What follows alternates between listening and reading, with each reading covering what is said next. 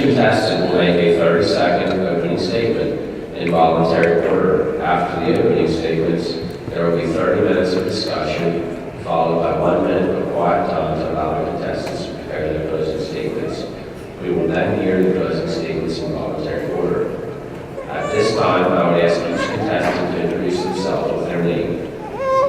Allison Ziegler. Timothy Lesher. Emily Myers. Josh Murray. We will now hear their opening statements. In 2013, in February, during the Super Bowl, Paul Harvey spoke the big words, "So buy me a farmer." At that very moment, agriculture was depicted as one, with the same goals of providing food, fuel, and fibers to the world. Today, it is critical that we work together.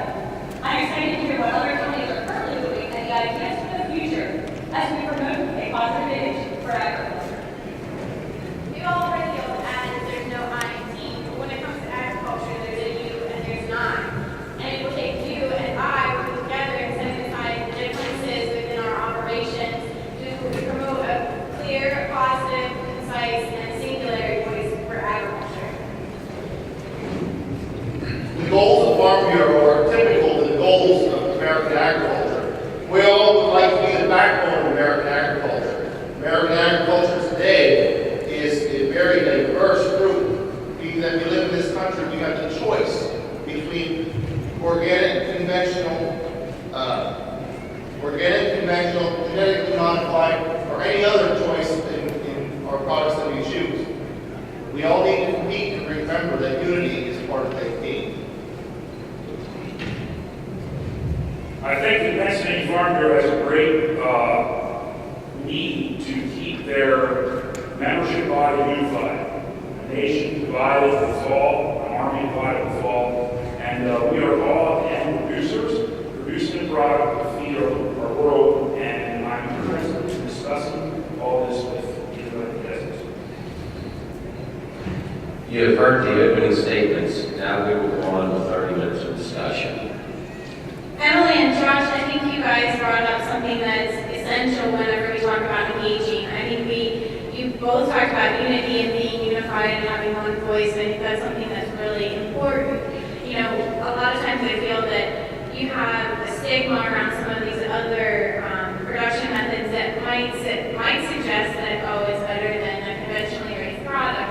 But when it all comes down to it, we're all working towards one goal. We're working to feed the United States, to clothe the United States, and also to produce other value-added commodities, whether it be biofuels, whether it be some other avenue when it comes to agriculture. And I think it's important that we need to set aside our differences and look at the similarities so that we can become unified to discuss and promote agriculture as it stands today. Allison, I think you're completely correct. Putting your differences aside is one of the main problems that we encounter as farmers.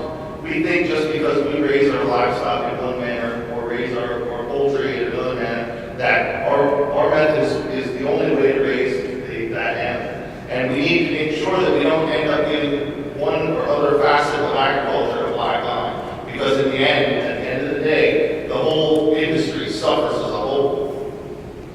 And to what Tim said, we are all producing a product, and somebody's buying that product. So if there's room in the market for the organic agricultural enterprises, and there's people buying that, why shouldn't they be allowed to produce food that way? We live in a free nation. It's the United States. If we want to produce corn and grow GMO hybrids, and there's people that are going to buy them, why not allow that? So I think that, again, we need to unify the whole group together and say we are agricultural producers.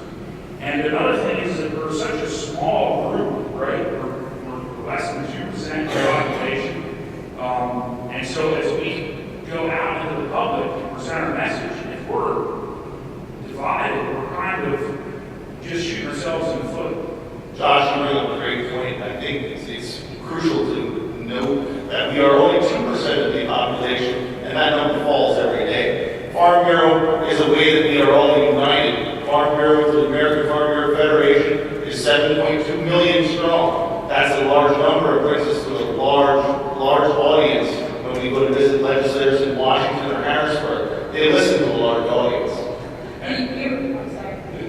The U.S. Farmers and Ranchers Alliance is a part of 80 different affiliates. The Pennsylvania Farm Bureau and American Farm Bureau are one of them. And the cool thing about that is, yes, we have a lot of members, but they're reaching whole different means as well.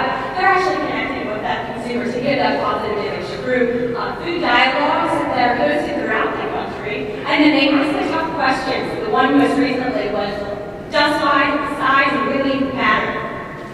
So consumers can check it out, go to places, and then it's posted online. And so we are already starting that conversation by being affiliated with this organization, telling that story for promoting the positive image. Emily, I think your food dialogue is a great point. And, you know, we all have that choice to choose whether we like it large or small. I don't think it really matters how large the operation is, as long as you're producing a wholesome product that you can garner a profit from, and that, you know, your operation can grow in diversity through over years to come. Emily and Tim, I agree with both of what you guys are saying. You know, Emily, when we look at the U.S. Farmers and Ranchers Alliance, and Tim, whenever we talk about the choice of being able to have a choice of whether we want to choose, I'm going to buy the $6 carton of organic eggs, or I'm going to buy a conventionally raised carton of $1.44 eggs. You know, it makes a difference to a household's bottom line whenever we're able to choose or make that choice. And with the U.S. Farmers and Ranchers Alliance, I think one of the things they're focusing on is not necessarily the differences amongst all the organizations, but the similarities. You know, we all face similar trials and tribulations. I mean, you could have a conventional farm right next door to an organic farm, and if weather conditions are right, they can both experience a drought in the same year. And not only that, but we also look at the fact that they're up against the same regulations as a produce farmer, whether you be organic or whether you're conventional. We also look at other problems that could occur on the national level. I mean, some things such as the death tax, that's going to affect an organic farmer if he passes away and his son's left to deal with that.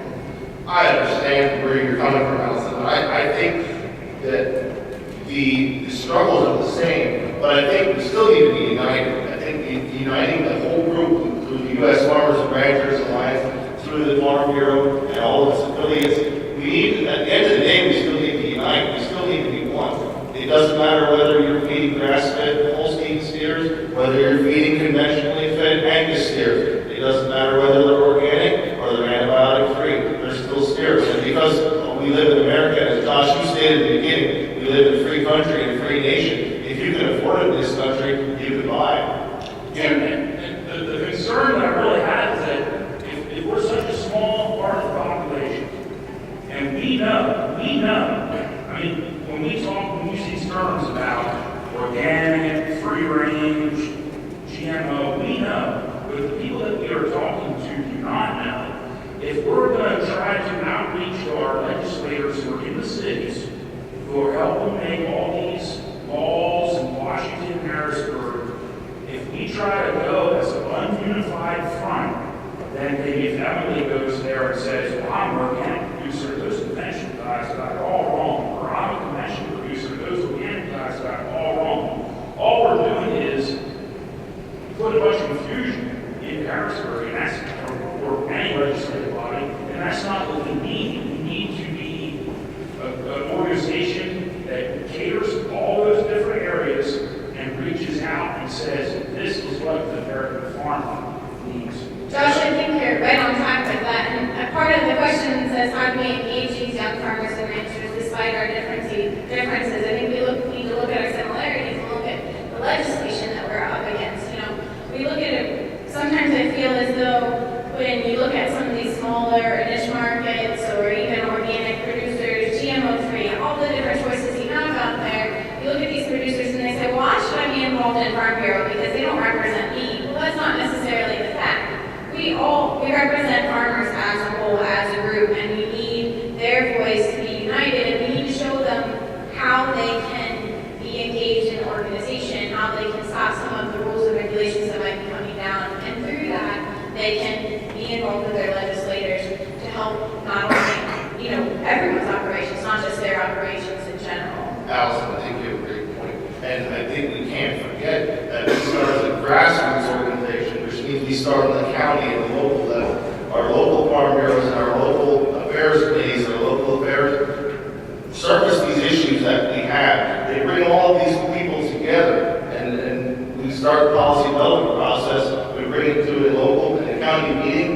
policies that have been passed by the general population or forum of the county meeting end up in the state annual meeting, or they become policy development. Those items can go on. This afternoon, sitting here before this discussion meeting, I watched one of our policies that was nearly deleted yesterday, and it came back again today. And you know that it was a small policy and we're a small county. It's interesting to see that our voice counts as much as the larger counties and the larger population and larger member counties. As we have talked about having a united voice, and as we've talked about the grassroots, I think we need to take it one more step further. As we create that positive image, in our home county currently, we are having the fourth graders come out to a farm to get to see the farm. They get hands-on experience to touch the different animals. This past year was at a dairy farm, but I think we need to sit and think outside of the box too. It's not just the dairy, it's an organic, or it is a large farm to a small farm. It doesn't matter. But really seeing that connecting, maybe the smell that they smell on the school bus, connecting it right to the farm. That this is where your food comes, and continuing that positive image. Emily, I think that's a great idea. And as an intern at Farm Bureau, I had a chance to work with the Women's Committee a few years ago, and we did a project. It was called There's a Lot in My Burger. And we incorporated all of the commodity groups. And we didn't single out whether it was organic or conventional or something along those lines. But what we did show is that where they came from, different facts about those foods that made up that burger. And I think a program like that or something along those lines could really work to engage and get young farmers and ranchers together, working together towards a common goal so that we can work on promoting agriculture, promoting different agricultural facts. Allison, I think brings a good point. When you say engage, the engagement factor is the whole backbone of uniting all the groups together. We have to engage them. And the only way we can do that, we have Farm Bureau has commodity groups, U.S. Farmers and Ranchers Alliance has commodity groups. Until we can bring all those commodity groups together around one table, just as we're sitting here discussing, we will not be able to come to a common goal, and we will not be able to fight over whose cows are black and whose cows are white, and which ones are better and which ones are worse.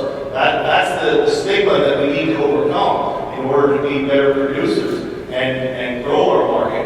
If we sit here and fight over which is better, we'll never grow a market. And if we never grow a market, we'll never grow economically or financially as producers. That's right, Tim. It's going to be difficult. There's going to be a challenge there because we all know people who on both sides of the debate of whatever, whether it's GMO or organic or free or whatever it is, we all have people who are very set in their beliefs and why their way is right. The idea here is that the Farm Bureau represents all those people because they are farmers, and that's what our job, our occupation is first. Then those other entities are a separate deal. I think you hit on Josh, Pennsylvania Farm Bureau represents 53,000 members. Those 53,000 members may not all agree, but we've all decided on the policies that we should be promoting and lobbying for. And those are the policies, right or wrong, whether we agree with them 100% or not. That's what the population of our members has decided is important to us, and we lobby that way regardless. And we don't segregate on our membership. We bring them here, and if they want to come here and make grassroots policy development changes, they're more than welcome to. We're just inviting them in, and by getting them in here, then we can all collaborate together. I feel like as a whole, Pennsylvania Farm Bureau needs to work on recruiting more of some of these smaller niche markets. And I know we have many in our membership, but I still feel like there's the majority of the people that are conventional. I'm not saying that as a good thing or as a bad thing, but I think it's time for us to kind of set aside our differences, reach out to them, show them the similarities we have, and start with a small step by getting them engaged at the county level. And then as they see what we do and they see what we are capable of doing and how we can help their operation grow, I think that can kind of help to segue them into Farm Bureau so they can be more engaged, and it'll help to broaden our horizons as well.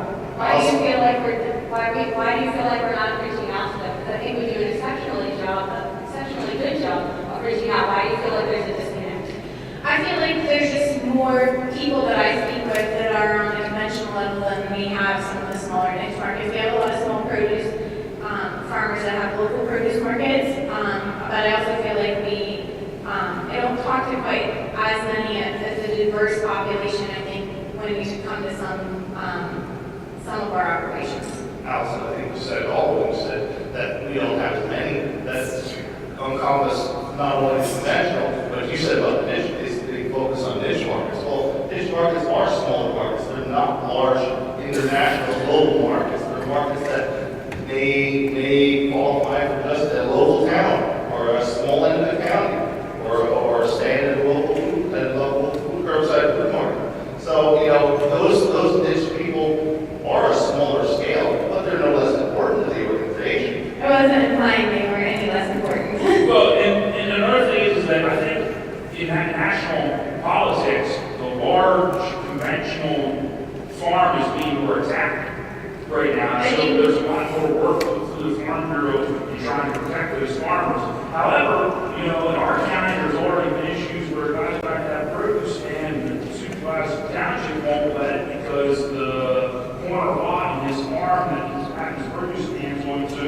residential instead of agricultural, and that throws in a whole. So there's other ways that we can represent them, and maybe a good idea would be to let those people know that, hey, this, even though this is what's happening nationally, we still are here for it. That's kind of what I was talking about. I work with a gentleman whose son happens to have a small organic farm, and I talked about my work with Farm Bureau, and he said, well, he doesn't want to be involved at Farm Bureau because he thinks it is for the big guys. So I think sometimes we miss the mark on some of these smaller farms if they haven't had a chance to be involved with Farm Bureau, see Farm Bureau's reach for that exact reason.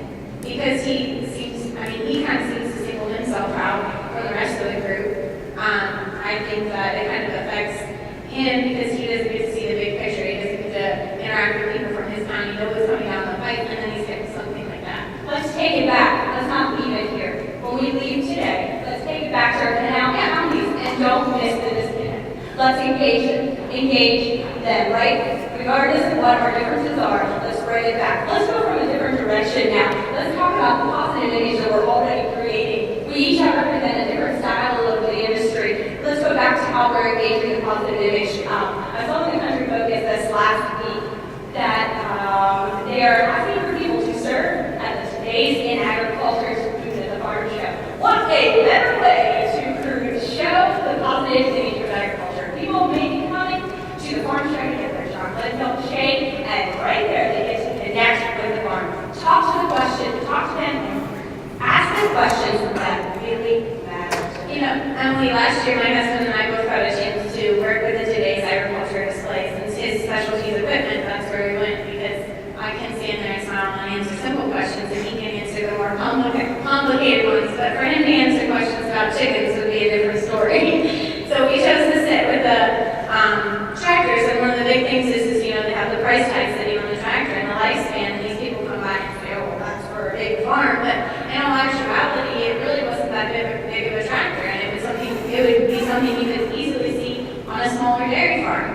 And I think it was the setting and the price tag that kind of set some of these people up, and we talked to them, and he said, one of the comments we had was, oh, you forget about the little guys, and that's something that we talked to them about and discussed with them, that it's not necessarily we're all working towards one group. If you can make that work for you to be smaller, that's great. If you want to find 3 or 4 different families and you need to grow larger, then that is the direction you have to go. It takes all kinds. I agree, Allison. I think that we need to adapt to all sizes of farms. I mean, by no means a large farm. Today's agriculture exhibit is a fine example of a partnering between 2 or 3 large affiliates, being Pennsylvania Farm Bureau, Ag Industries, and Pennsylvania Cattlemen's Association. There's a whole host of large groups that have made it come together. And maybe that's some of the key that we need to understand. The cooperation between those groups, that process didn't happen overnight. That was a 5-year-in-the-making plan. And maybe that's the small scale. Look, they're reaching the largest indoor agricultural exposition east of the Mississippi. So maybe that's where the cooperation group needs to start. I think the positive thing also about today's agriculture display is it not only brings farmers in, but it also brings in a lot of the integrators. And sometimes I think some of the integrators can get the voice of being a bad person because they dictate things. But I think it kind of helps to show the softer side, the side that, you know, we're gonna get out, we're gonna talk to these people, we're gonna show them what we do, how we do it, and show them the steps we're taking towards animal welfare, food safety, I mean, you name it, some of the big things that we're working towards in the industry.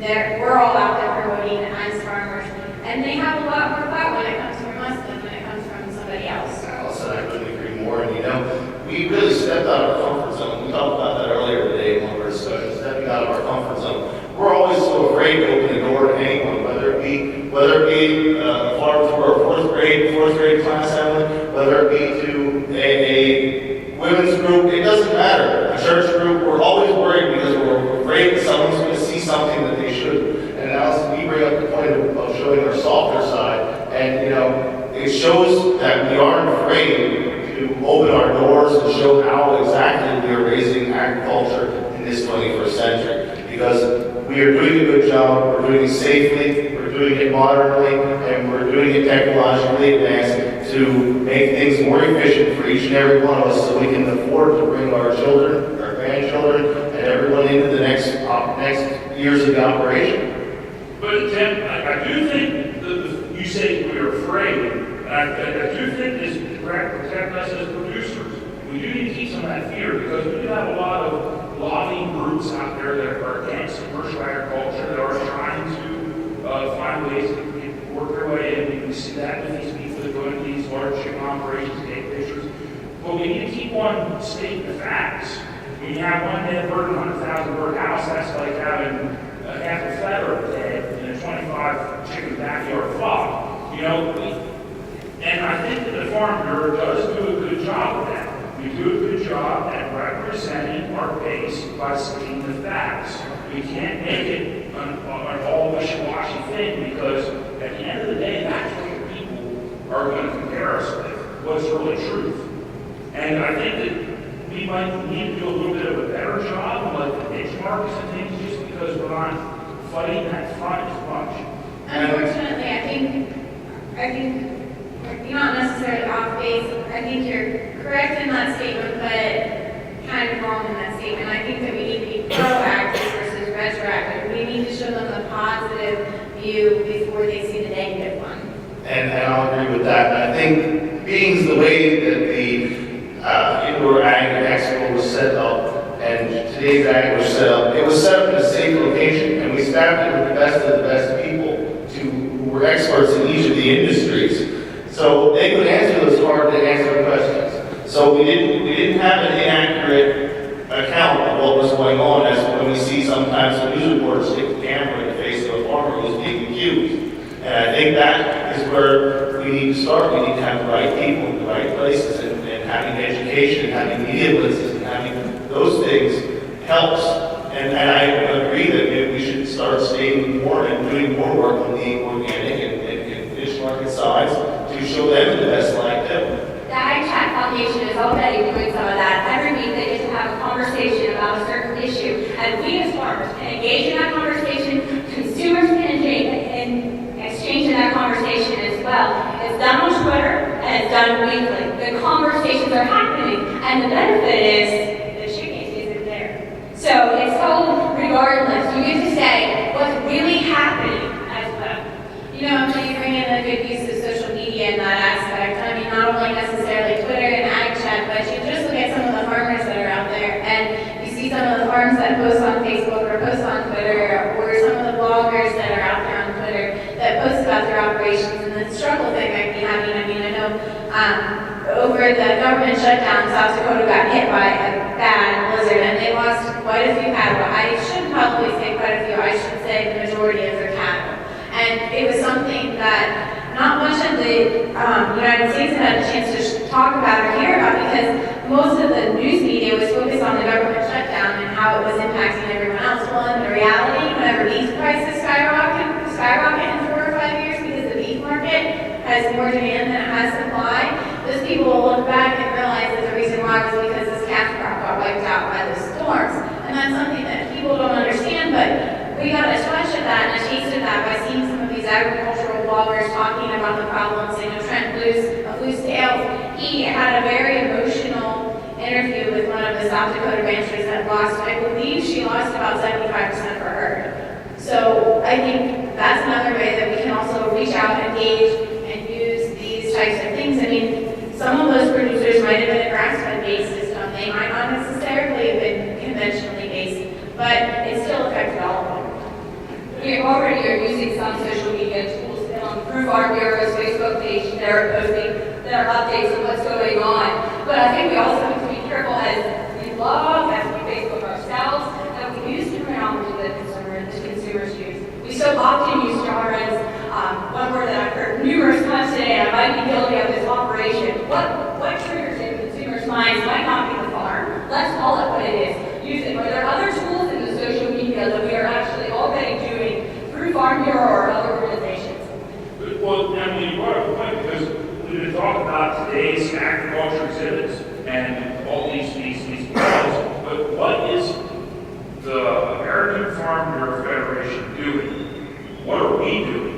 You know, there's other organizations or there's other tools that other people might be using to do that, but what are we doing? Are we in our newsletters? Are we reaching out? Or do we have a little section there where we're helping a small niche market? Are we as members talking to people that don't produce corn conventionally or producing it organically? I mean, we have to still do something for our organization. Sure, there's other organizations out there that are great, but we need to be growing our membership base in those areas. Josh, I think you bring up a good point, and one of the things we are doing, I know in the state of Pennsylvania, is a social media video through yf&r, and it gives people, regardless of their, we'll go with farming background, regardless of how they choose to raise their crops or their animals, they can still submit a video, they can show their story, they can tell their story. It gives them the opportunity to get their story, get out there, not only their story, but they're telling the story of all of us, because they're farming as well. And not only that, but I hate to look at somebody as big as McDonald's, but if you look at some of the appreciative commercials that McDonald's has put out there, they have a big voice. And if you look at some of those commercials that have been put out there that really showcase the farmer, I mean, we can look at Dodge and Ram trucks whenever they had the Paul Harvey commercial during the Super Bowl. There was another, great way to showcase agriculture on such a big scale. Allison, you bring up a great point. We're talking about uniting and ways to do it. The trucks commercial was great with Paul Harvey. We also talked about McDonald's. Last week, McDonald's passed a new video out saluting America's dairy farmers. And they saluted large and small. They were as far west, I'm sure, as California, and they were all the way up the East Coast. You can see just looking at the pictures in the background. And it was a salute to their dairy farmers who grow the best and most wholesome milk products in the world. And it was a boost to the line ego and the rest of our dairy farmers who've seen it. You know, they've helped us in great strides, all by posting that one video. But you don't I'm sorry. No, go ahead. We don't always have to be on the computer. I want people that aren't resources to the computer. On RFD TV, they have the Voices of Agriculture in Pennsylvania showcase to the Pennsylvania Farm Bureau who got to tell the story of a chicken farm. I've never been to a chicken farm. I got to see inside the barn, and I'm exposed to agriculture that other consumers also get to see what's going on. So I think that's an awesome tool as we use social media and also the TV, different sort of forms, paper as well. And when we are promoting these videos, it's great that we have an organization like Farm Bureau who does go and highlights these operations, not only the large ones, but the small ones. Because I've seen Voices of Agriculture on RFD TV, and you know, we're highlighting the niche markets and some of the smaller producers in that. So I don't think it's fair to say that we don't include them. It's just, it may be that they're not as many of these producers in a large group. And you know, our conventional organization is a larger part of our general population. I'm not saying that they're any less or any more, but we're all part of the same team.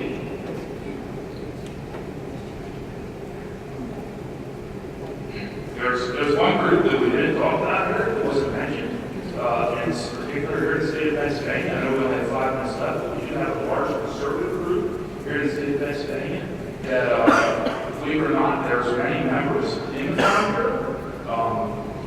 I don't know if there's any time to discuss how we can better get them involved. I know that in our county and in neighboring county, like I said, there's been a lot of one-on-one conversation to try to get them involved in Farm Bureau. I know there's some issues there, but that's another group thinking outside of the niche organic market that we can reach out to. I think you're on the right track with that, Josh, and I know from working with members in Farm Bureau in the past that sometimes it can often be difficult depending on what the church dictates. And I think the one-on-one conversation is good, but ultimately we have to find a way in order to be able to get to some of the higher church officials to talk to them and show them the benefits that Farm Bureau can bring so that we can help them bring them into our organization so that they can have a voice and help us be a stronger voice as well. I think that's a great point, and although time is running short, you know, we a lot of times think that they do not want our recluses do not have a voice in our want to have a voice in our organization. In some of our counties, we have them as anonymous members. You know, the state knows who they are, but even as counties, we don't. They're putting in their $75 or $80 to be a part of our cause because somebody is actually going out there and helped them, or someone is actually going out there and sold them because they had a local issue. And I think that's what it revolves around. If you go out there and help with a local issue, you know, they remember that and they want to be a part of the organization. Maybe not necessarily that they can be a full-blown member that can be joining us here today, but they can be definitely an honest member.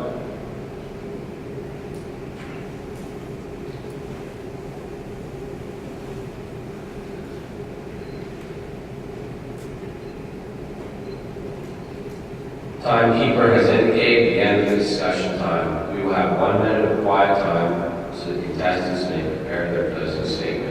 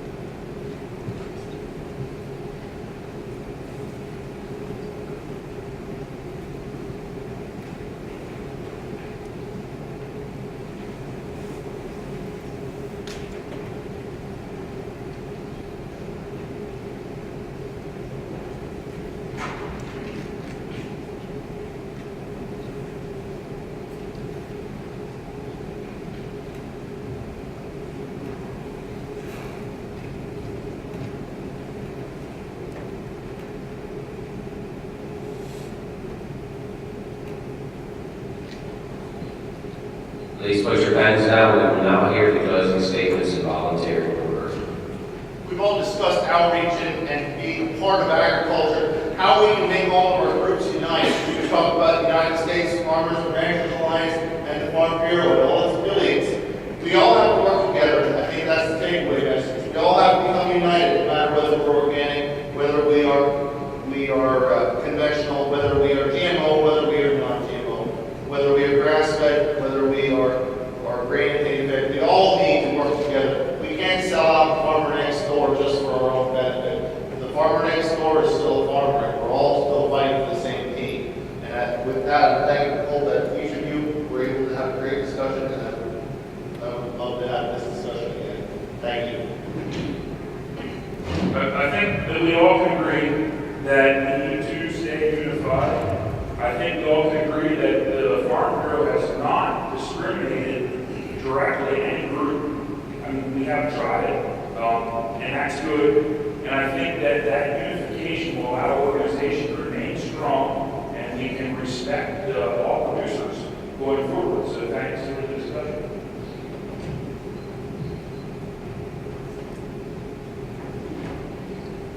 With only 2% of our population actually involved in production agriculture, and the majority of our population thinking that their food just comes from the grocery store, it's important that we all set aside our differences and focus on our similarities so that we can unite as one clear, concise, unified voice so that we can be proactive and not retroactive. So God made a farm, a voice that needs to be united, as we said. United as we work with Farm Bureau to make policy through our grassroots program, as we showcase our industry through today's Agriculture at the Farm Show, using social media or just simply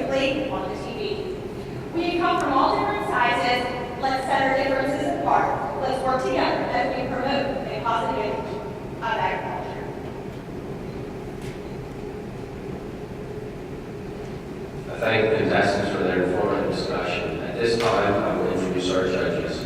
Our judges for the final round today are Charlene Schmuck-Espinshade from Lancaster Farming, Jared Christinger from PA Department of Agriculture, Benjamin Junkin from Pennsylvania Department of Agriculture, and Joe Tice from Cumberland Valley Cooperative. Judges, you are dismissed with our doorkeeper to the tabulation.